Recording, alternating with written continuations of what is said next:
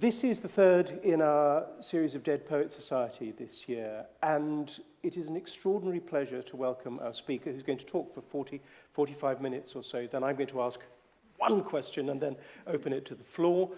We also can take questions on the internet. If you want to put the questions in chat, we'll have them asked in the room. Matthew Hollis wrote a while ago now a biography of Edward Thomas, which is it is the most brilliant poetic biography I've ever read. So it is with complete joy that I first heard that he was writing about the wasteland, clearly one of English literature and the 20th century's most influential works.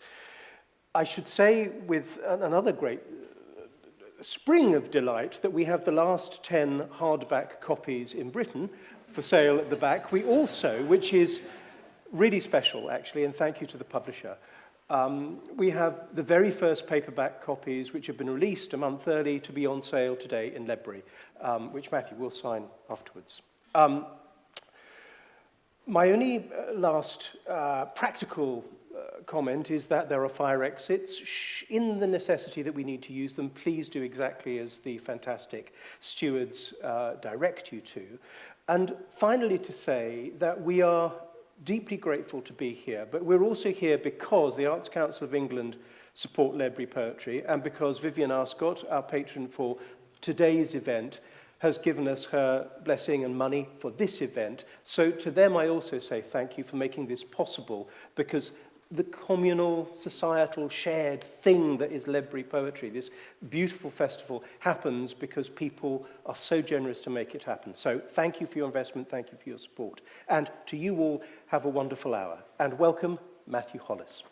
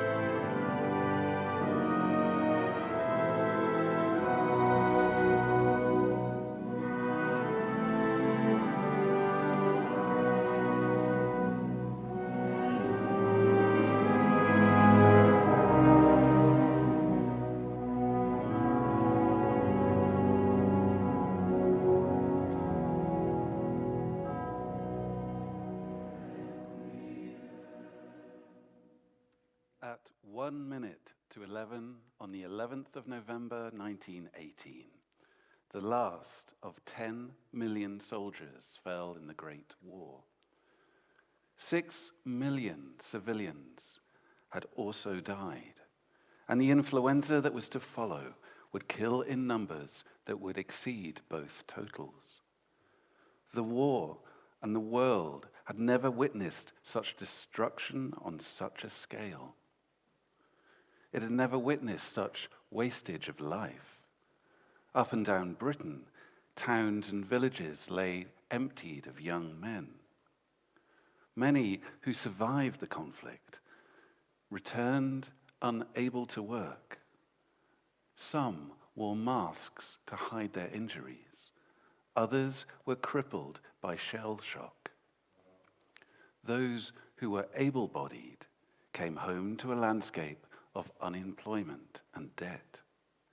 They found that women had replaced them in the labor market. Industrial disputes grew towards the general strike of 1926. In Ireland came a bloody war of independence, followed by a vicious civil war. As old empires crumbled across Europe, some gave way to a communism sweeping in from the east. Germany began its path to hyperinflation. The United States on its own journey toward the Great Depression. Civilization and progress, watchwords of the Victorian era, now seemed barren, scorched, devoid of meaning or certainty. With the signing of the armistice in 1918, the search to comprehend the devastation would begin. T.S. Eliot had spent the months leading up to the ceasefire trying to enlist in the United States Army. A childhood hernia and rapid heartbeat had made active service impossible. But Eliot felt certain that he had something to offer military intelligence and had pursued applications with the Navy and the Army. Yet on Armistice Day, he had just returned to his job at Lloyd's Bank.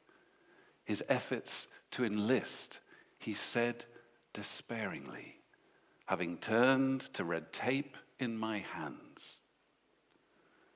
An American citizen, Eliot would not become a British subject for years yet to come.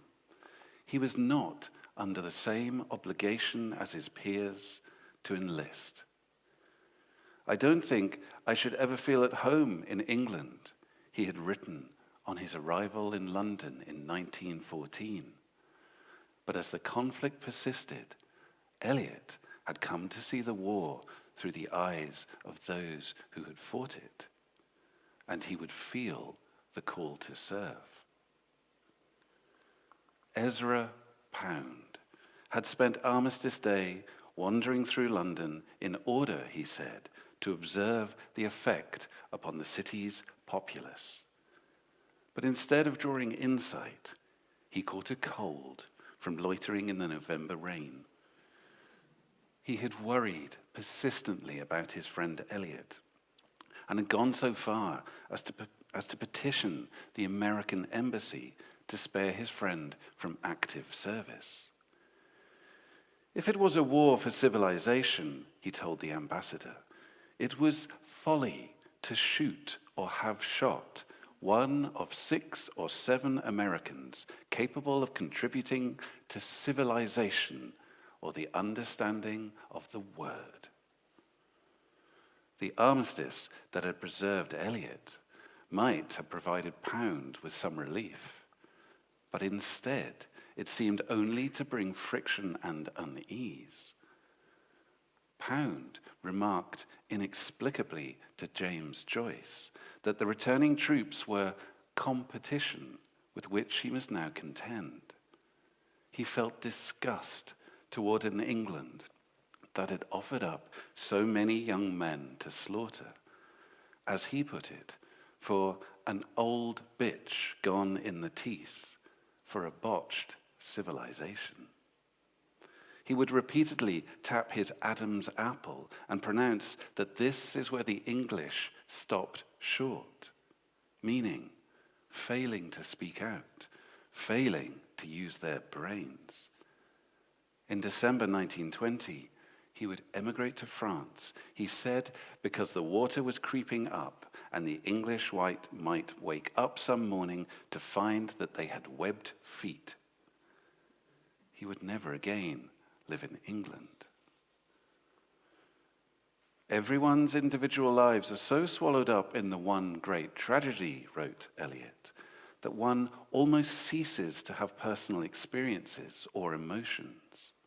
And he continued, it's only very dull people who feel they have more in their lives now. Other people have too much. I have a lot of things to write about if the time ever comes when people will attend to them. But the one great tragedy could not suppress for long the personal unhappiness that Eliot was experiencing in his own life. his marriage to Vivian Hay Wood in 1915, 2 months after they had met, brought strain and almost incessant illness. The Eliots, Tom and Vivian, were unwell almost without relief from one physical ailment or another, and by the gradual deterioration of Vivian's psychological health, which had begun to unmoor on their honeymoon. "Behold, Tom and Vivian," said Virginia Woolf. "She, wild as Ophelia, alas, no Hamlet would love her. Tom, poor man, all battened down as usual, feeling perhaps that freedom draws near." Vivian had been the key to Eliot's decision to settle in England, but in time ahead, he would distance himself. He would even go into hiding. But at public events, he was exposed. And when years later, she tracked him down to a book exhibition, he extended a formal handshake as if meeting her for the first time. "How do you do?" he said. To her, the marriage brought no happiness, Eliot wrote. To me, it brought the state of mind out of which came the wasteland.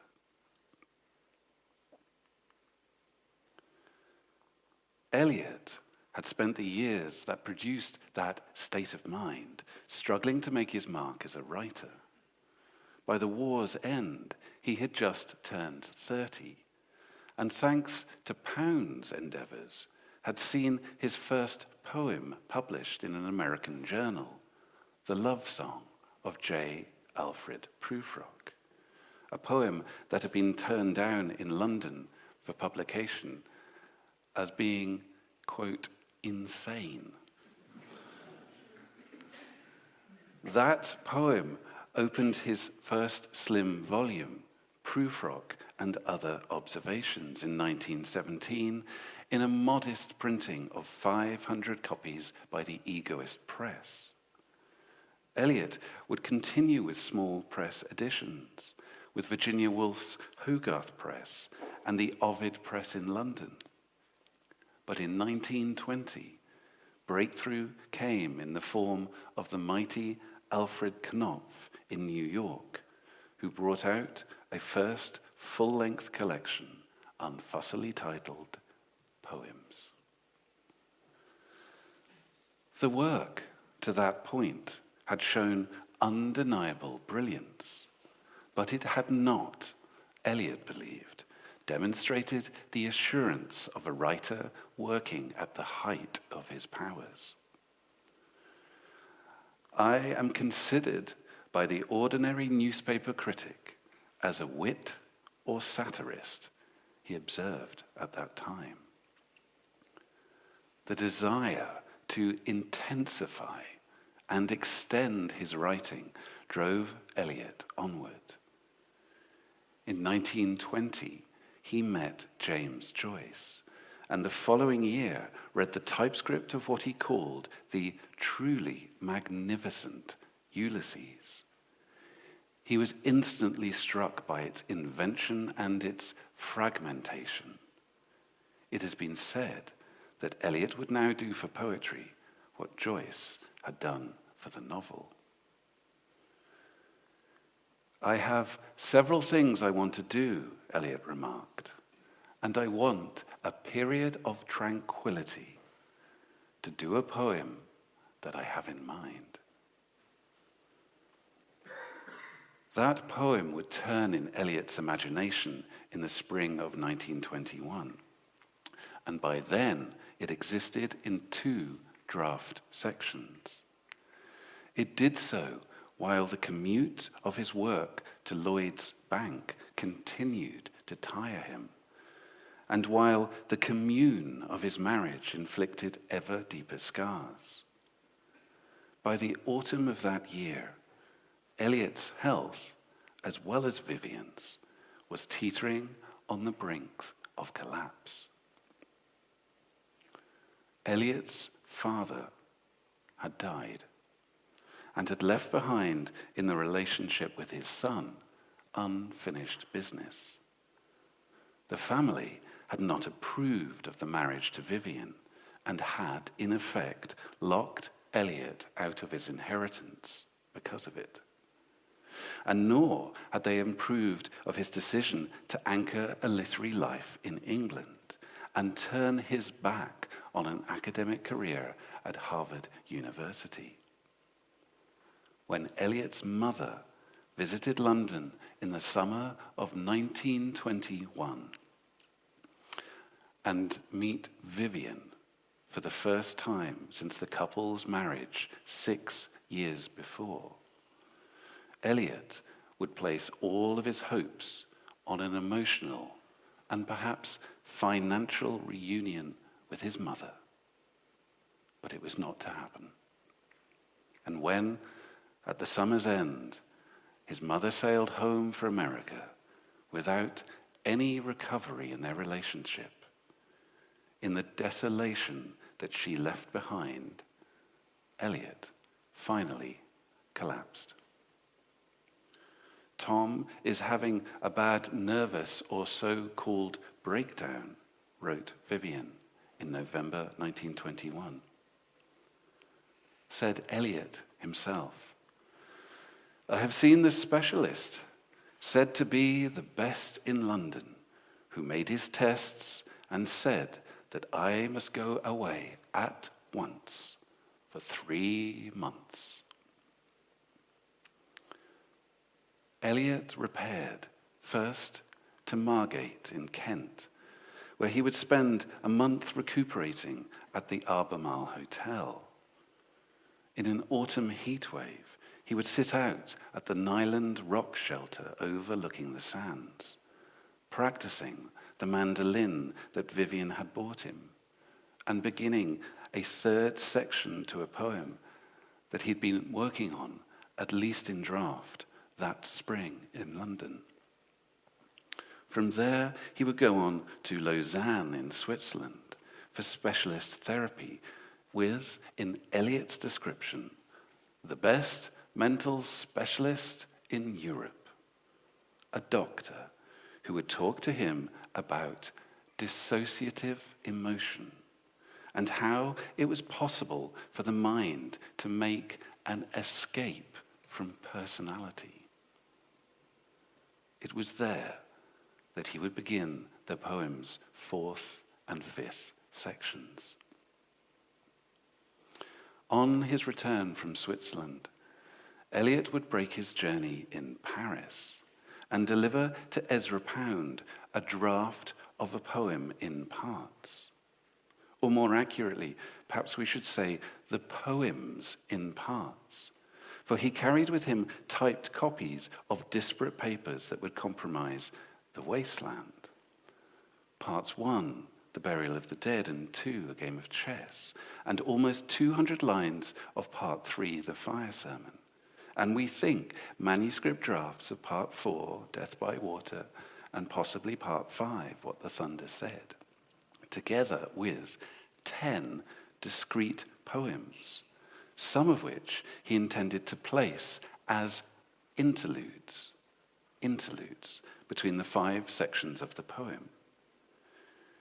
It was itself a demonstration of quite how radical Eliot's thinking had become. Not, on this occasion, a prudent piece of radicalism, and Pound would thankfully intervene, but a piece of radical thinking nonetheless. Interludes in the middle of your poem. Eliot came back from his Lausanne specialist looking okay, Pound told a friend that winter, and with a damn good poem, 19 pages, in his suitcase. About enough, Eliot's poem, to make the rest of us shut up shop, he summarized, before adding peacockishly, I haven't done so. Pound's work on the poem that winter of 1921-22 would be inspirational. He dramatically stripped back the draft, clearing out all that he considered to be excess, explication, or autobiography, leaving behind a shorter, sturdier, and altogether stranger poem.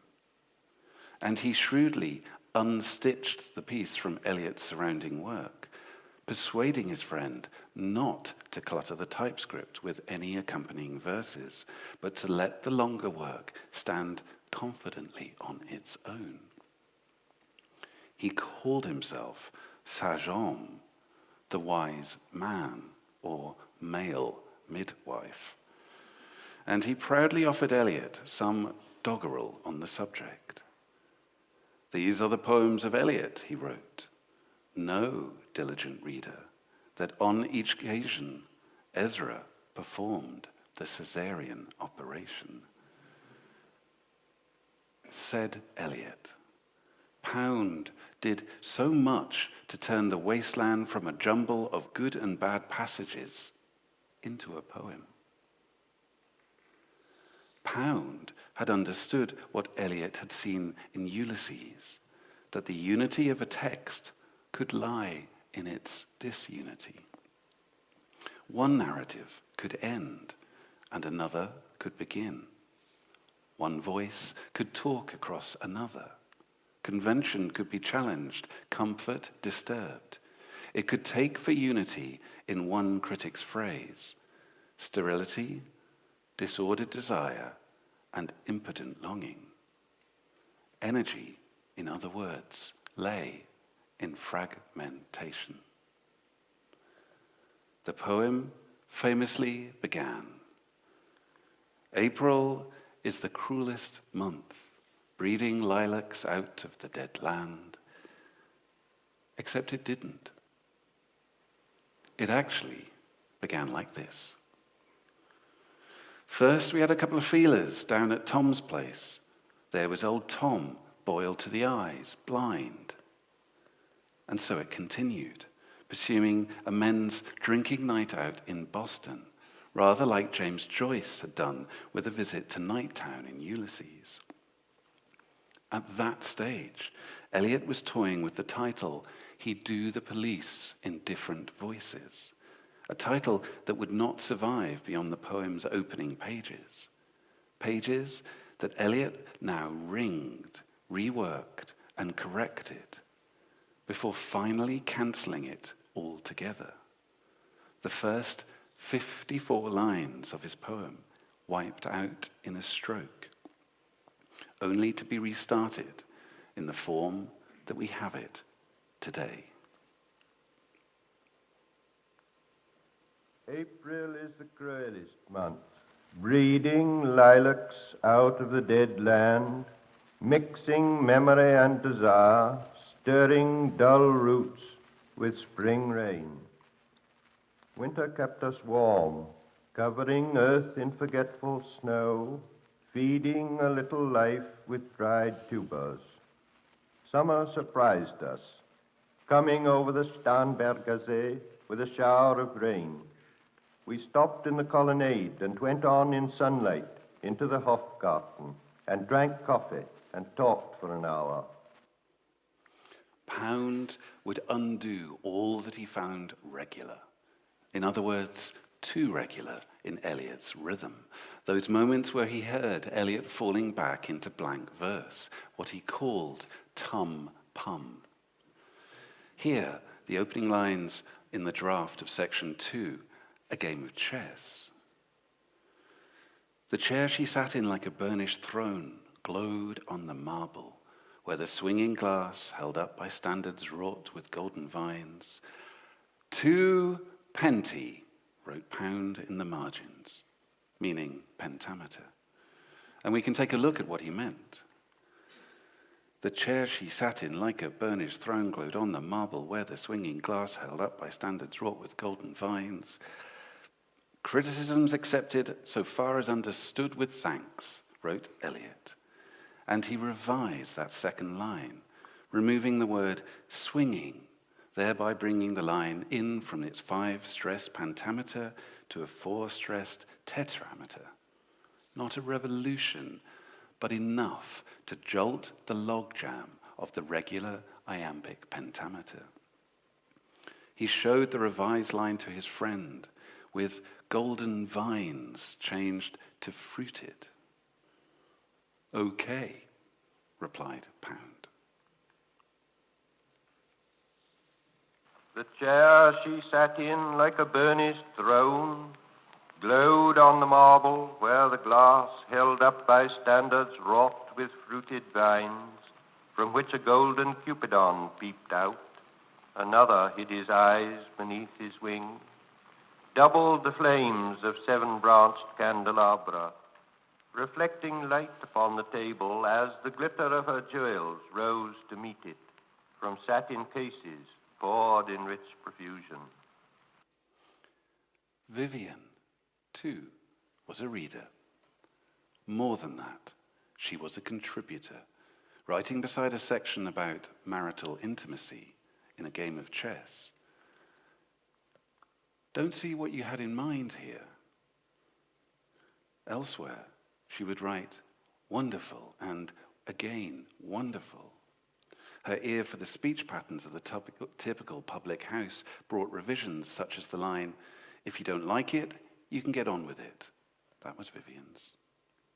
Eliot's "It's that medicine I took" became Vivian's "It's them pills I took." And most memorably, she gave us one of the poem's most famous lines. "What do you get married for if you don't want to have children? Make any of these alterations, or none if you prefer," she wrote to Tom. "Please send me back this copy and let me have it." But Vivian was no mere provider. For what she brought in, she also took away.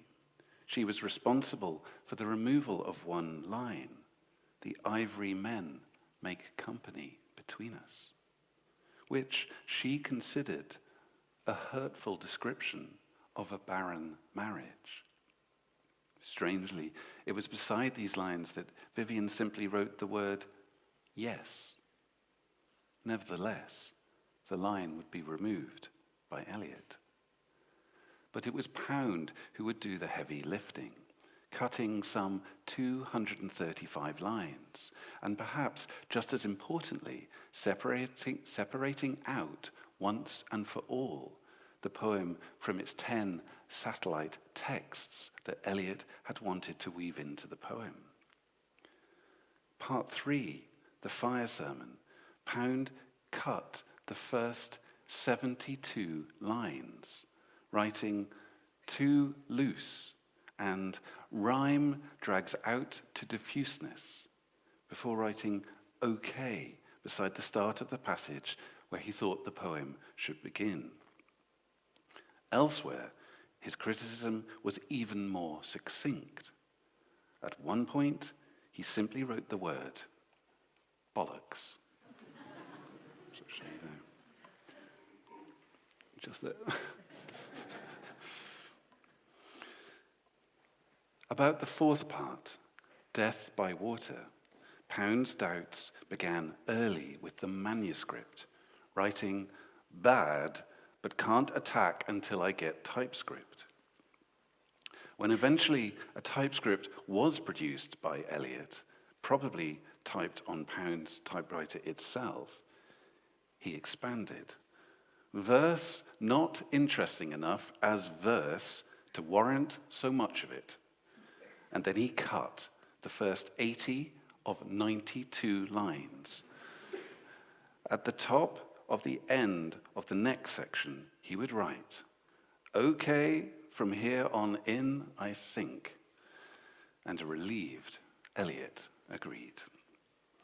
That final part, "What the Thunder Said," written in Lausanne, was spared Pound's scythe. And it contained, said Eliot, the poem's best lines. "Much improved," Pound told Eliot. "The thing now runs from April to Shanty without a break," he said. Eliot had put before his friend what he called a sprawling, chaotic poem called the wasteland, which left his hands reduced to about half its size. It had been, said Eliot, 3 times through the sieve by Pound, and in June 1922 he reported proudly, "I think it is the best I have ever done, and Pound thinks so too." Pound was typically blunter. "Complimenti, you bitch. I am racked by the 7 jealousies." Eliot would never lose sight of the change that Pound had made to the wasteland. Pound had teased out the truer poem and brought it above ground, as a gardener might weed to breathe new life into a garden. In time, Eliot would honor the debt publicly, dedicating the work to Pound with a line of Dante's, "Il miglior fabbro," the better craftsman. The Wasteland was published more or less simultaneously on either side of the Atlantic in October and November 1922, in London in the journal The Criterion, and in New York in The Dial. In December 1922, it made its first appearance in book form with Boni and Liveright in New York, for the first time including the infamous notes written at the request of the publisher to bulk up the poem sufficiently for an even working. In 1923, Virginia Woolf would publish the poem at the Hogarth Press in London in a limited edition of 460 copies. Almost instantly after publication, Eliot described the poem as "a thing of the past, as far as I am concerned, and now I am feeling toward a new form and style." But the future was about to catch up with his past.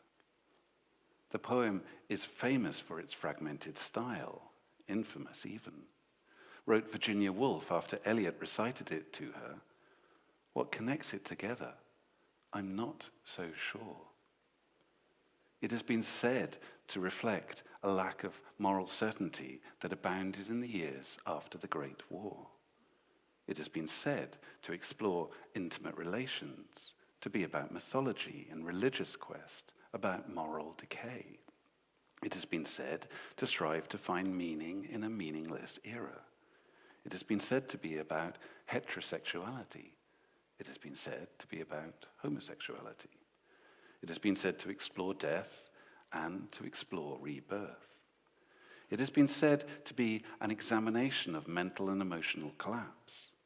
It has been described as among the most truthful poems of the age. It has been labeled a masterful fake. Eliot himself chortled at the many descriptions that came to overlay the work and described as nonsense the thought that he had expressed the disillusion of a generation.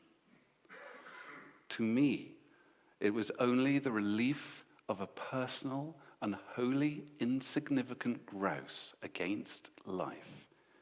It is just a piece of rhythmical grumbling. The reviewers were indeed swift to grumble. "A grunt would serve equally well," wrote J.C. Squire, a critic from the presiding era of Georgianism, who complained that the poem was incomprehensible. And it was not only the conservatives who were troubled, so were the radicals. From New Jersey, William Carlos Williams believed the poem to be pedagogical, European, a great betrayal of American modernizing projects, and therefore against its moment.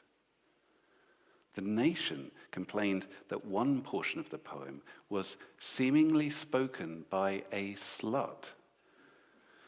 Time magazine speculated that the poem was a sophisticated hoax. It was described by The Guardian as a mad medley. And the New York Evening Post went so far as to say, Mr. Eliot has failed to convince many readers that he has a soul. The poem had become infamous before it had become famous.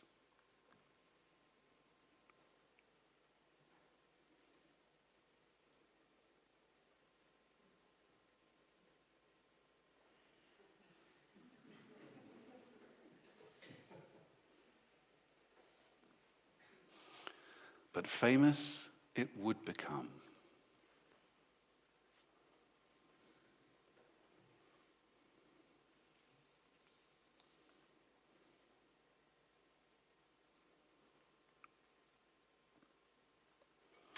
It was the influential critic F.R. Leavis who would write, "The poem marked a new start for English poetry," and E.M. Forster, for one, would agree.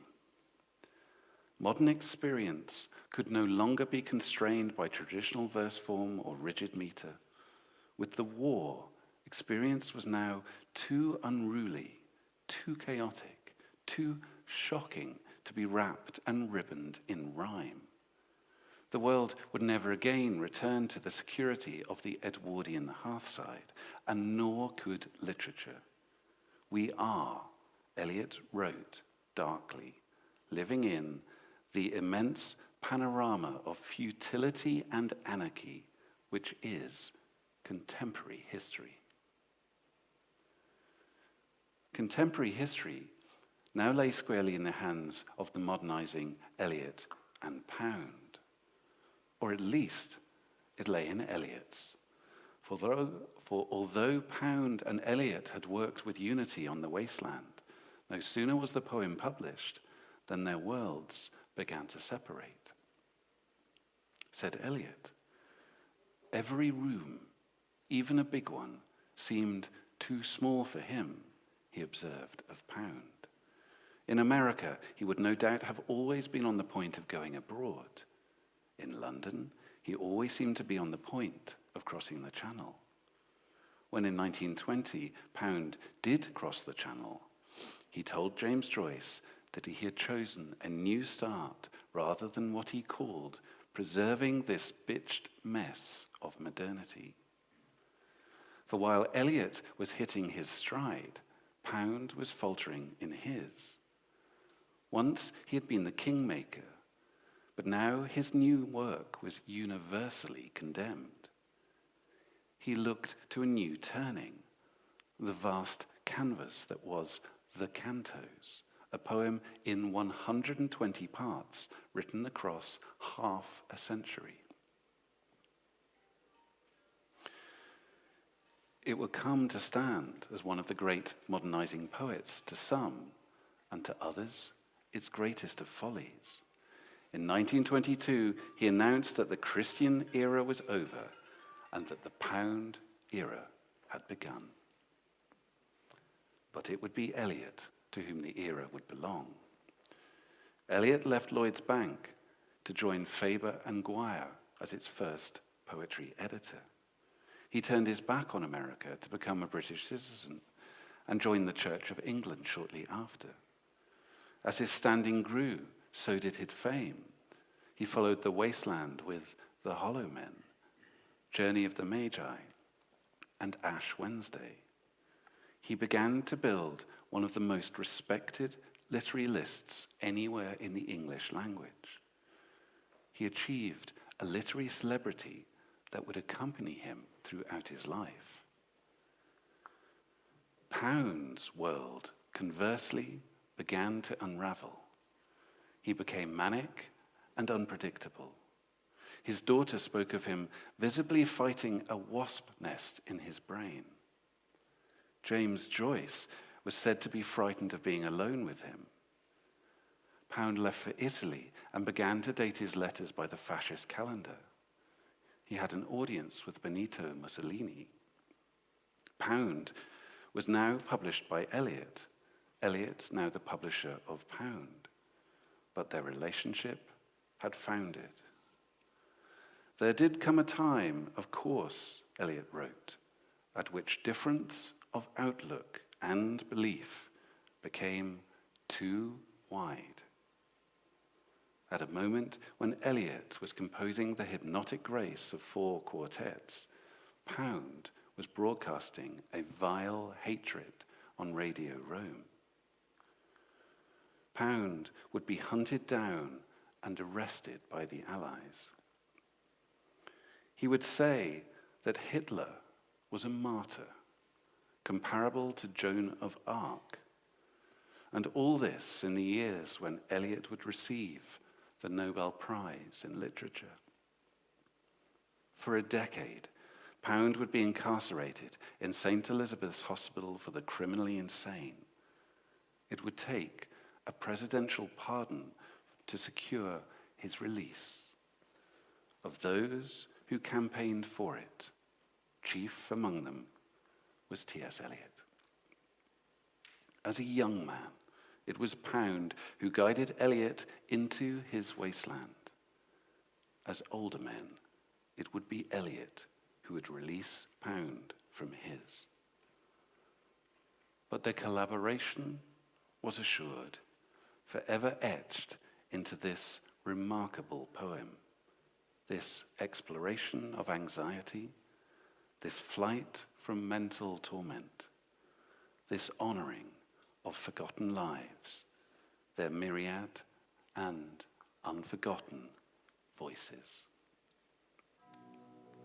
Under the brown fog of a winter noon, twit, twit, twit, jug, jug, jug, jug, jug, jug. Sweet Thames, run softly, for I speak not loud. Off to the torchlight red on sweaty faces. Oh, oh, oh, that Shakespearean rag, it's so elegant. Under bridge is falling down, falling down, falling down. Mr. Eugenides, the Smyrna merchant, hurry up, please, it's time. Hurry up, please, it's time. Hurry up, please, it's time.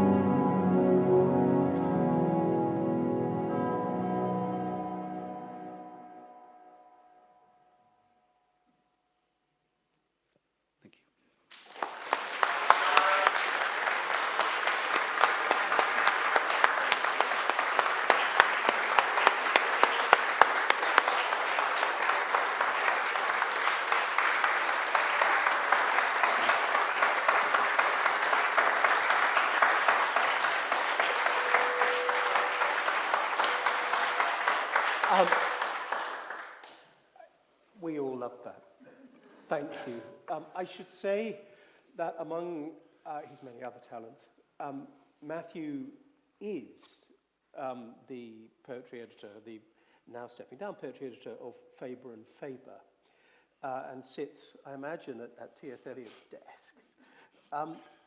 So with that in mind, my one question before opening this to the floor is, given how magical your exploration of the editing process of this extraordinary poem is, do you have any professional tinkering urge to touch it now, 100 years on? 100 years after Virginia Woolf published it, do you look at it and think, oh, we could? So that's a very interesting question. And yes, I don't exactly sit at Eliot's desk, although I do still have the pair of scissors that he used to cut up rejected typescripts with. And for years it hung above my desk on a rusty nail, like Damocles' sword, hanging above me. And it's still remarkably sharp to these days. You can still cut through any typescript you might wish to if you did.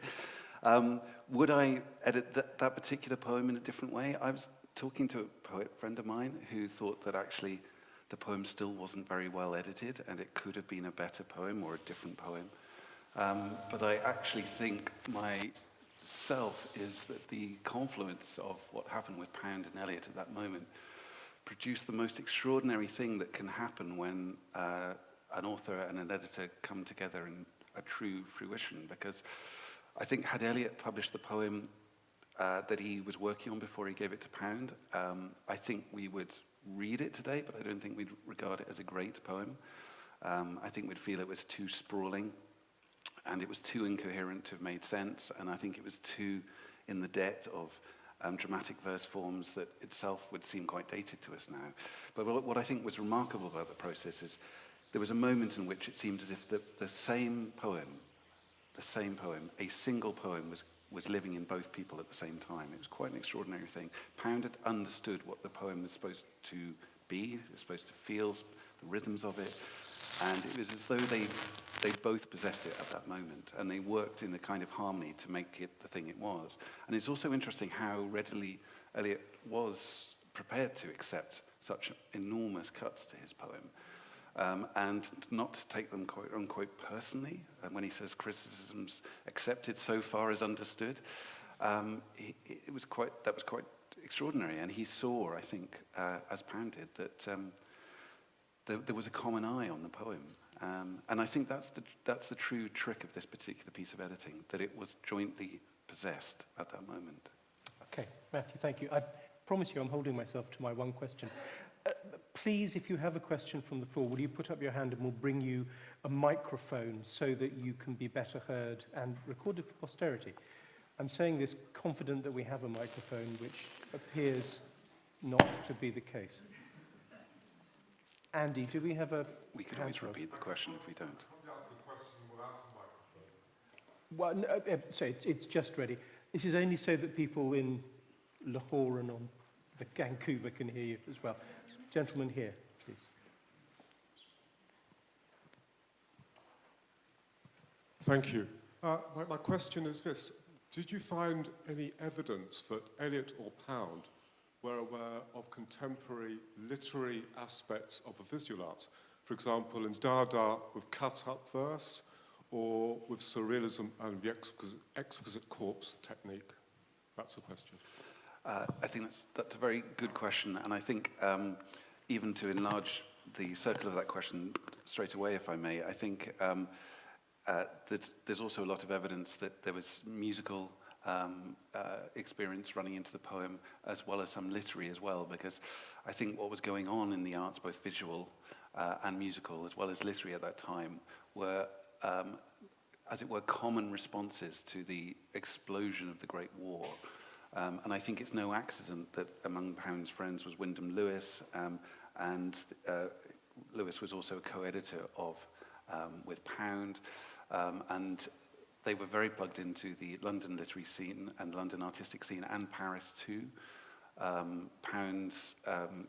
Eliot's interest in the Rites of Spring that was also being played in London, Stravinsky at that time, was absolutely instrumental of the poem, because he starts to hear the sounds of what he thinks is modern warfare, but also modern life put onto a theatrical and musical stage. And that's in a way what I think Eliot also wanted to do. And I think one of the fascinating things to think about, the ways to think about the Wasteland, is it's a sort of stage where there are a series of characters and episodes that come on. There's a kind of musical turn, perhaps there's a comedic turn, perhaps there's a romantic turn, there are different voices. Those sounds are the sounds that he was hearing around him, they were the things he was seeing in the galleries too, and a lot of the artists all knew each other, particularly in Paris. They were going to each other's openings, they were going to each other's musical recitals, most of them organised by Pound, actually, often paid for by Pound, even though he didn't have money. So yes, there was an absolute overlapping, which was literary too. But it's very hard to, which is sometimes the other part of a question like this, to ascertain which came first. I think there were many, many streams running through at the same time, some passing through individuals knowingly and some not, but were surrounded by certain energies that were cultural and broader than the individual, and I think that was a very common feeling. Question there, please.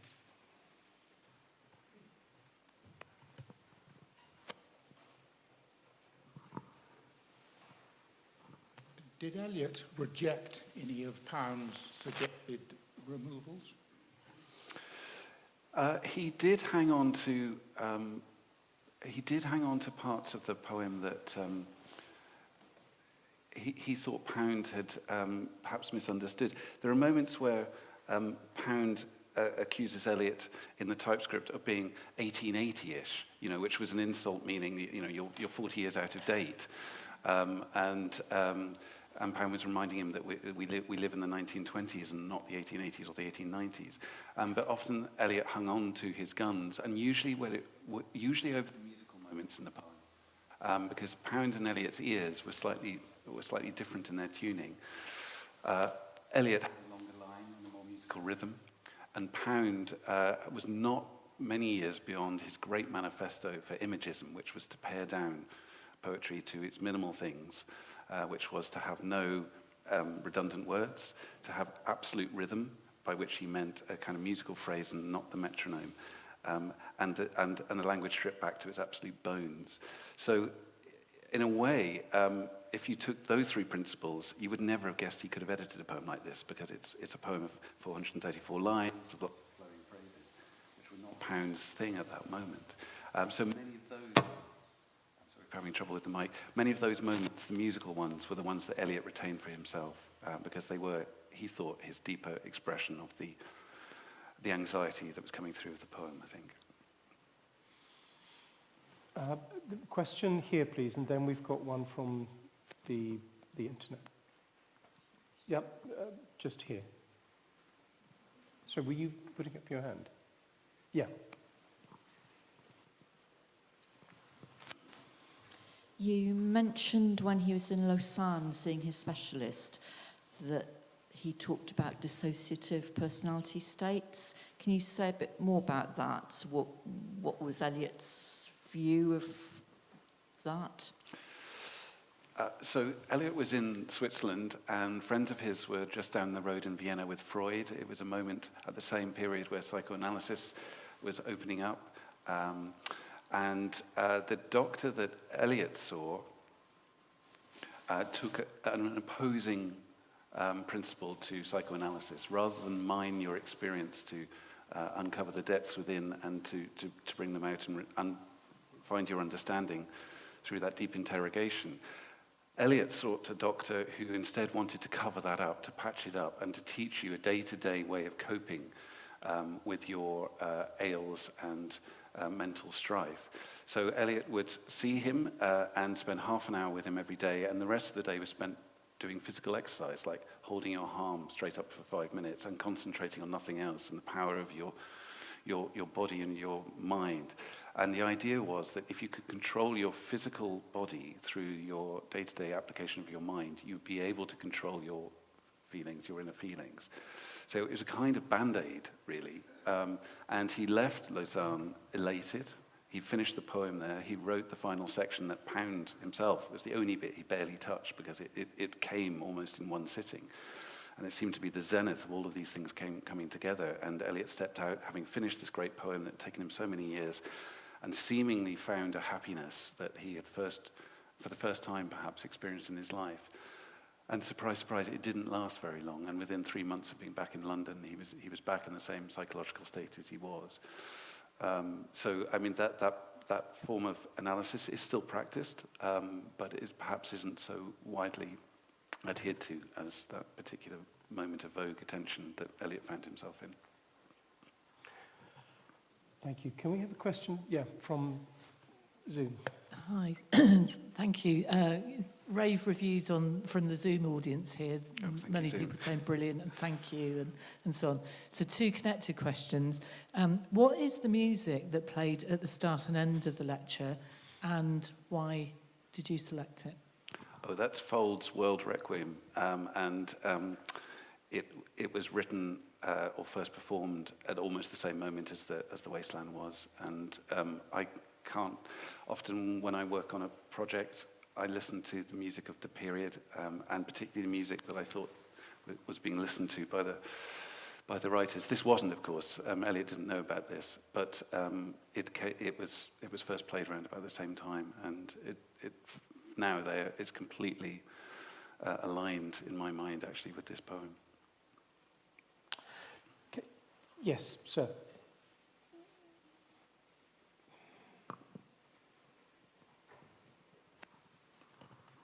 Hello, thank you. Most of us would think of editing as being kind of fine-tuning. And so I'd be interested in know your view on whether editing at the scale that Pound applied it to the poem approaches some kind of authorship, whether some attribution perhaps ought to be attached to the poem as a result of the extent of the surgery. Eliot thought so. And the reason that he adds in 1925, which is then 3 years after the poem's first been published, the dedication to Pound, was a way of acknowledging not exactly co-authorship, because Eliot's still the driving force of the poem. The formative experiences of the poem and the thoughts of the poem are Eliot's. The settings, whether they be Margate, where he can connect nothing with nothing, or Lausanne, or all those places are Eliot's, of course. And don't forget, Pound didn't write new lines into the poem, although those cheeky lines about the so-called Caesarean operation that he wrote as a squib, Eliot asked if he could put in the poem. I mean, when Eliot was had finished the draft of the poem and he'd handed it over to the publisher, Bonet and Livewright, and the publisher said, "It's a bit short. Is there anything else he can add?" Because he wanted it to fill a full book, and the poem wasn't long enough to fill a full book. That's when Eliot panicked, and that's when he started putting new things in. He asked Pound, "Should I put Gerontion, the poem he just published 2 years before? Can I put it at the front as a kind of prelude? And shall I have all these interludes in between? And not only that, can I have your squib about the Caesarean operation and put it in the wasteland?" And thankfully, Pound thought all of this was a terrible idea, and so Pound's lines, fortunately, don't get into the wasteland. So it's not exactly a co-authorship, but he certainly was running alongside in the way that good editorial work does. And good editorial work is usually conducted in secret. It's only that because we have these pages that we know what actually took place. But it is an absolute role model for how well it can go when it does on those occasions that it does. So not quite co-authorship, but certainly a partnership. Can I just pick up on that? It's such a, given your day job, you're sort of uniquely positioned to comment on this. I mean, thinking about the other similar relationship that I guess we are perhaps more familiar with is Sassoon and Owen, and also that sense when we're listening to Pound bitching, or using the bitch about it, part of me thinks that's very funny, it's very dry praise, but actually it's also excruciatingly painful to see your own work so comprehensively superseded. But when you are professionally, I mean, they're working as friends and people who clearly have a love for each other and each other's work, but you are professionally employed as the poetry editor at Faber and Faber. Unlike Pound and Eliot, who had much in common, you're working with a fantastically diverse list. So I'm just intrigued as to how you have to attune your listening and your ear to so many different voices. Actually, how do you do that? It's a very good question, and the example actually is Eliot as an editor, which we didn't get to talk about very much today, but I think one of the gifts of Eliot as an editor is he didn't try and make everybody sound like him. I mean, I think if that's not too grand a thing to say, if I learned anything from the fact of somewhere in the predecessors there, of course, is T.S. Eliot in this house. The greatest gift of editing was not to try and make it like the poem you want it to be, but try and listen to the poem you think the writer is trying to tease out. And in the talk I gave this morning, when I used that metaphor about Pound as a gardener, trying to clear the patch so that the crop could come up, the author's crop, not his own crop, the author's crop. I think that's a secret to good editorial work, if there is one. Not to make it your thing, but try and make it the best version of the thing that the poem and the person that you're talking with wants it to be, and just help them understand what that might be as best we possibly can, and move it above ground. So that's the way I've always approached it, for better or worse, more or less successfully. So we're going back to online. Yeah, so 2 questions have come in from the online audience. One is, do you, Matthew, think the revolutionary stroke innovative nature of Eliot's writing could be repeated now? And also, at what stage were the notes and references added? Well, the notes, just to catch the last one, we were touching on, were added in the summer of 1922 after the poem had been finished, and they were done very quickly. Pound told everybody not to read them. He said they were nonsense. I enjoyed the poem without them, and so should you. Eliot later came on to actually not exactly disown them. He never made a clarifying comment about whether you should read them or not read them. But it's, I think they're forever bound with the poem now, and it'd be unthinkable to publish the poem without the notes. To the first question, which, sorry, could you remind me just of the essence of that? Yeah, do you think the revolution could be repeated now? Yeah. I think one of the things I find fascinating about this poem that we are still talking about and gathering this morning to talk about over 100 years later, how could we still be doing that? Because there was a poem written out of a particular moment in the Great War, out of a particular domestic situation, Eliot's, at a time where the economy was in crisis and that there was war in Europe. Well, you know, there's war in Europe, the economy is in crisis. Our thoughts about mental health as a society are thankfully taken more seriously now than ever before. So the likenesses are quite profound to me, actually, of the striking. It's no wonder to me this poem still speaks to us. But there were moments that it was fighting against, a kind of literary change that we mentioned that called for new and more explosive art. I think it's unlikely to be repeated with quite that radicalism, but I think we also find that the times that were lived in then strangely come to repeat with the times we live in today sometimes. Can I say, we've had the most extraordinary hour. This book is at least 12 hours of more of the same degree of insight and wisdom and generosity, and I commend it to you as a read. And also, we also have copies of The Wasteland, actually, should you not have at least 5 of your own, which is worth rereading. However, may I commend 2 things to you? Firstly, Matthew is back at 2 o'clock to talk about this, his own collection, Earth House, published by Blood Axe, which is newly published, and he's on with Maya C. Popper at 2 o'clock. I urge you to go and hear him talk about his own work. A, because he does it brilliantly, and B, because it's fucking incredible, and you really, really love it. The other thing that I would gently connect you with is this time next week, we will be talking about, the other great European 20th century poetic masterpiece, Rainer Maria Rilke's The Duino Elegies, with Ulrike Elmer-Zandig and Karen Lieder and Martin Crucifix. It is less known in the English-speaking world and as loved in the German-speaking world for very great reason. Do please join us for that as well. Thank you very much for being such a great audience. Thank you all around the world for being such a great audience. Matthew Hollis, thank you and congratulations. Thank you, Peter, very much.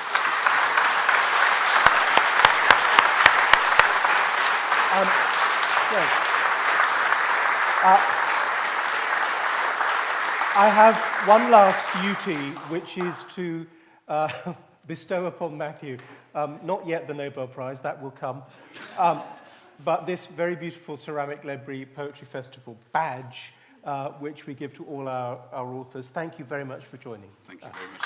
Thank you.